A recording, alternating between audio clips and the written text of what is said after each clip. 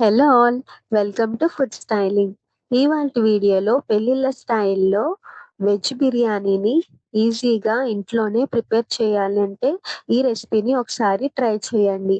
పెళ్లి భోజనమే తినే అంత తృప్తినిస్తుంది ఈ బిర్యానీ. పొడి పొడిలాడుతూ చాలా చాలా టేస్టీగా ఉంటుంది. రైతాని పక్కన పెట్టుకొని తినేయొచ్చు, అంత బావుంటుంది. Let's get started.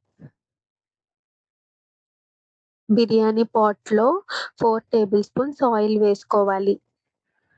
Oil heat అయిన తర్వాత బిర్యానీ స్పైసెస్‌ని వేసుకోవాలి. బిర్యానీ ఆకు, చెక్క, మొగ్గ, లవంగ ఇవన్నీ కూడా ఆయిల్‌లో కొంచెం ఫ్రై చేయాలి. ఇప్పుడు బిర్యానీ కోసం బీన్స్, పొటాటో అలాగే క్యారెట్‌ని ఇలా మీడియం సైజు ముక్కలుగా ఇలా కట్ చేసుకొని ఆయిల్‌లో వేసుకోవాలి. ఇవన్నీ గూడా మీడియం ఫ్లేమ్‌లో ఇలా కలుపుకుంటూ కూడా మగ్గించుకోవాలి.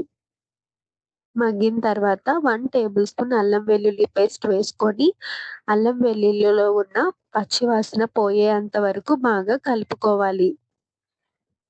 ఈ బిర్యానీ ఇంకా టేస్ట్ బాగా రావాలంటే ఈ ప్రియా బిర్యానీ మసాలా పేస్ట్‌ని వాడి చూడండి. బిర్యానీ చాలా చాలా టేస్టీగా ఉంటుంది. అలాగే మంచి ఫ్లేవర్ ఇంకా కలర్ కూడా మంచిగా ఉంటుంది. ఒకసారి మీరు కూడా ట్రై చేయండి. ఈ పేస్ట్ కూడా ఆయిల్‌లో బాగా ఫ్రై చేసుకోవాలి.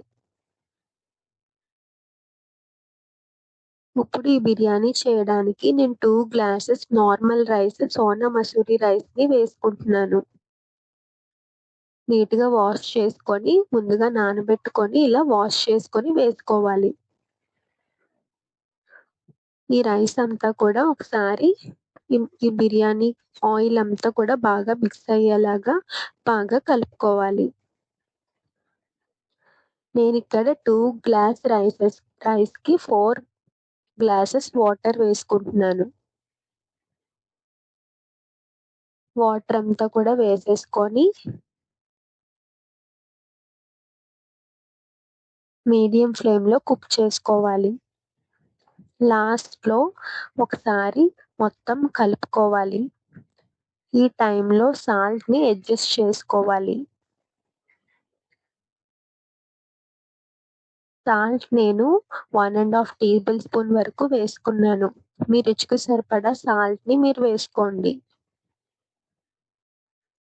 సాల్ట్ కూడా వేసుకొని ఇప్పుడు మీడియం టు హై ఫ్లేమ్‌లో కుక్ చేసుకోవాలి. అంతేనండి, టేస్టీగా ఉండే పెళ్ళిళ్ళ స్టైల్‌లో వెజ్ బిర్యానీ అయితే రెడీ అయిపోయింది. చాలా చాలా టేస్టీగా ఉంటుంది. మీరు కూడా ఒకసారి డెఫినెట్‌గా ట్రై చేయండి. వీడియో నచ్చితే లైక్ చేయండి, షేర్ చేయండి. ఫుడ్ స్టైలింగ్ ఛానెల్‌ని సబ్స్క్రైబ్ చేసుకోండి. Thanks for watching.